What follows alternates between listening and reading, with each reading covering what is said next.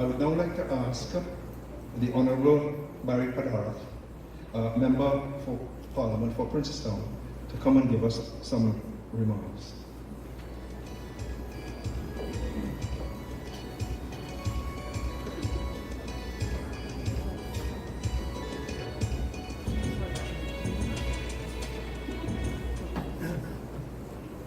Assalamu alaikum. First, let me express my deep pleasure to accept this invitation, because it's one of those events that is rarely heard of. Earlier, Mr. Khan, you made a comment, and it reminded me of something that the Honorable Kamala Prasad always says to us in the United National Congress. You said that a tree would fall if it did not have deep roots. But Mrs. Prasad always says to us that when a tree falls in a forest, no one knows. And I think that it fittingly describes today's event, because 150 years ago, your ancestors would have arrived to Trinidad and Tobago. This nation, as we know it today, has changed in many significant ways. And had this family not taken the opportunity to trace your lineage, to understand where you would have come from, and decided to host this event for your family, your lineage to come together, to understand your history, and to appreciate the lineage of foreparents from way back when to where you are today, then many of you in this room may not have ever known. And that is why I say it reminded me so much of what Mrs. Prasad tells us. A tree falls in the forest, but no one knows. And therefore today you have taken a significant step. In my own family, when we have weddings and funerals, the two main events. You know, I was listening to a radio program last night, and the speaker was saying that persons in a family only meet after years have passed for two events: funerals and weddings. And sometimes those present, sitting right next to each other, don't even know that they are blood related. And I can tell you for a fact that happens even in my own family. I have seen where you would have had a very close-knit family, because that would have been the foundation. Could you imagine having come to a country where you know no one, you don't even know the language, you're coming under the most difficult conditions,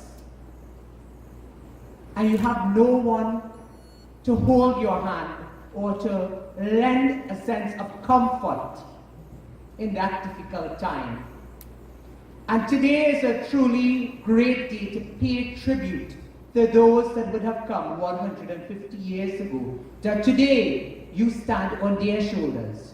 Today, while you enjoy a civilized world of electricity, running pipe-borne water, of children having the opportunity for education and go to school, you stand on the shoulders of those who were uncertain as to what their future would be today. I see Mr. Shamsuddin here, and I pay tribute to him because he has been able to bridge the gap for many families in this country. I was very fortunate when Mrs. Prasad utilized Mr. Shamsuddin to trace her own ancestry in the village of Bihar. And in that village, when we arrived, there was no landing strip. There was no airport in Bihar. So when the villagers heard that Mrs. Prasad was coming, they baked clay stones. I don't know if Mr. Shamsuddin remember that. But they baked clay stones with the sunlight, the energy from the sun, for over 7 months. And they created a pattern on an open field. And that is how the helicopter was able to land. And when we landed, as far as the eyes could see, you saw hundreds and hundreds of thousands of people. And I remember Mrs. Pisabi Sese exasperated at that time, and she said, "My God, look at people." And when we came off the helicopter and we walked through that village filled with emotion, she started to cry. And at that moment, she leaned to me and she said, had our foreparents not left and taken that chance to come from India to Trinidad and Tobago, this would have been your life and this would have been my life. The cycle of poverty, despite how great India as a country is, the cycle of poverty is very real. And for those of us, like Budlee and the Boodeah family, they came from the areas of India that were the most depressed areas, that was the most poor areas. And when you visit those areas today, it is a cycle of poverty that is very difficult to get out of. Can you imagine having to compete to go to school or to send your children to school? Because the daily routine would be to do menial jobs, to engage in agriculture, to live day to day without any way of advancing or progressing. And from hundreds of years to today, many of those villages remain exactly as they were. It is a cycle. And therefore, as we sit in this air-conditioned auditorium, and we look back at 150 years ago, it is with a sense of pride and gratitude that I say to you, having seen it for myself, that I thank God every day that they took that chance to come to give us a better life. And I ask you today, as I stand here not only as your member of parliament, but also as an ancestor who would have descended from a family like yours, not knowing what they were embarking on, but taking the chance of giving us a better quality of life. That was 150 years ago. Today we're in the year 2019. And we have progressed so much over that 150 years ago to today. But if we continue to sit down and do nothing to progress and advance from 2019 onward, then we would have failed the families of Budlee and Boodeah and many others, because we would have done nothing to better ourselves and benefit from the sacrifices that they would have made. Many times I go through this constituency and many others, and you meet persons and they will tell you, but all you're too quiet, all you don't say anything, you all don't fight for us. But I always remember Mr. Bastio Pandey, the first Prime Minister of East Indian descent in this country. Mr. Pandey would always tell us, he would say, people always tell you to protest. They always tell you what to do, what to say, and how to do it. But when it's time to fight, and you turn around, not one man jack is behind you. And from 2010 to 2015, the sacrifices of people like Boodeah and Budlee, who wanted to see you progress and advance. You saw it every time you drove as far as Grand Bazaar to the end of the highway, where you saw your quality of life through education, hospitals, national security, sport. Every facet of life in this country was changed, and therefore you saw the sacrifices being manifested from over 150 years ago when your ancestors arrived to today. Today this country has fallen into a state of depression. It has fallen into a state of disrepair. It is as though we are stuck in time. And that is why I tell you, could you imagine arriving here 150 years ago, where there was little or no development, and today It is as though we have taken many steps back in time. But what are we going to do about it? And that is the fundamental question while we celebrate and we observe such a significant milestone today in your own family. What is the legacy? Budlee and Boodeah left the legacy of what you enjoy today. That is their legacy, that is not your legacy. And that is why I ask you and I remind you that you stand on their shoulders. Tomorrow your children, your great-grandchildren, whose shoulders will they stand on? 150 years into the future, when they are celebrating 300 years of Boodeah and Budlee, whose shoulders would your children and your grandchildren stand on? What would they say about you? What contribution would they say you have made to their own families and to your own country? Many of you, when you look back at your own lives, your children, I always am reminded that the greatest and most significant accomplishment and achievement of any person is not the house and not the land, not the job titles and a bank account. It is a legacy that you leave through the values of your children. And I would admit, even in my own family, there is a level of decay that many of us, even my own cousins, I'm an only child, but many of us don't even know each other. We don't even see each other unless it is a wedding or it is a funeral. My own grandmother lives 5 minutes away from me, and I probably see her once every few months. But on a day like today, I reflect and I remind myself of what is important. And you get so consumed, because sometimes it is not that you don't want to visit and you do not want to share with your own families.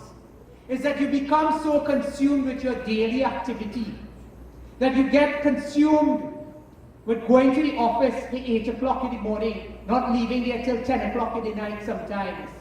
You get so consumed with working so hard to ensure that the bank account keeps increasing that you forget what is most important. And that is why today I am not ashamed to stand up and admit, even in my own family, my own faults as a person. Because these are the things that we take for granted. But the question we ask ourselves is, how do we change these things? And we've started something in my own office right here in Princestown, where at least 1 month, once per month, we will get together, whether it's just to share a meal or sit down and talk to each other for a few hours, to know what is happening in each other's lives. Those were the ways of yesteryear. Those were the ways of when communities and families got together. You know, I heard one imam say yesterday that when you had a function or prayer meeting at a home, the entire village will get together to clean it, to carry, and that was a way of bonding. Now today you have caterers. I'm sure you'll have caterers today. But we have forgotten the ways of yesterday. And while we progress and we advance, and I thank you for acknowledging from where you've come, we too must set the pace for what will happen in our own families and in our own futures. Because today or tomorrow, you may end up with your own family, mother, father, and 3 children, 4 children. And those children may not see each other for many years, may not speak to each other for many years. Is that the value and the principles and the way of life that 300 years from now, when you're celebrating such a significant milestone, that you say, these are the shoulders that you left for them to stand on. So I thank you for the opportunity to share today with you. I thank you for the love and support that you continue to give me as your Member of Parliament. I always say that I cannot do what I do without your support. And you two are like my family. I see Chairman Gauri Rupnarayan, forgive me for not acknowledging you, I didn't see you earlier, who has been a stalwart in this constituency. And I can tell you, when I became the Member of Parliament, up to today, I continue to stand on the shoulders like people like Gauri who have become my family because of the values of family in this constituency that we call Princestown. It is not always very easy. Sometimes, even driving down here, I ask myself, why do you do this? Why do you put yourself through this? Because it's difficult 7 days a week when you're away from your own family, involved in so many activities. It is not easy to listen to the criticism, even though it is good criticism sometimes. But people will like you, love you, and hate you in this country without even knowing you. People will judge you in this country without even knowing where you've come from. And I always say I can deal with it as a person. I am strong enough. I think I've demonstrated how strong enough I am because they have said every single thing they could have said about me when I became an MP. But I always say the most difficult part of this job is not for me. The most difficult part of this job has always been for my family. And that is why, as I engage in a family activity with you here today, I reflect on the challenges that they face. Because they're the ones who have to interact with the public on the outside. They're the ones who hear when nasty things are being said about you or to you in the Parliament or elsewhere.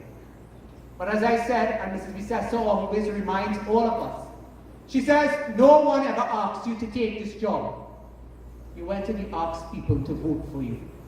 And I remind you that I continue to be a voice for you, whether it's inside of the Parliament or outside of the Parliament.